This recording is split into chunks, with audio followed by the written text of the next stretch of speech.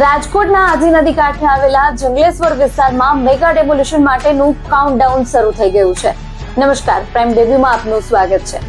આજી નદી કાંઠા અને આસપાસના વિસ્તારોમાં સરકારી જમીન પર થયેલા દબાણોને દૂર કરવા તંત્ર દ્વારા 1350 જેટલા લોકોને નોટિસ ફટકારવામાં આવી છે, જેને લઈને સ્થાનિકોમાં ભારે વિરોધ જોવા મળી રહ્યો છે.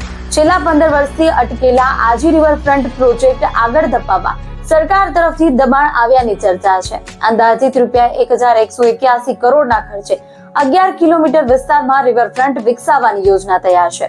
સ્થાનિકો રાજકીય ઇશારે ખાસ સમુદાયને ટાર્ગેટ કરવાના આક્ષેપ કરી રહ્યા છે, જ્યારે કે તંત્રનું કહેવું છે કે સરકારી જમીન પર દબાણ સ્વીકાર્ય નથી. કુલ 1,05,800 ચોરસ મીટર જમીન, જેની કિંમત અંદાજિત ₹400 કરોડ થાય છે, ત્યાં દબાણ દૂર કરવા કાર્યવાહી શરૂ કરવામાં આવી છે. 29, 30 અને 31 ડિસેમ્બરે હિયરિંગ યોજાશે. ત્યારબાદ નિયમ મુજબ નિર્ણય લેવામાં આવશે.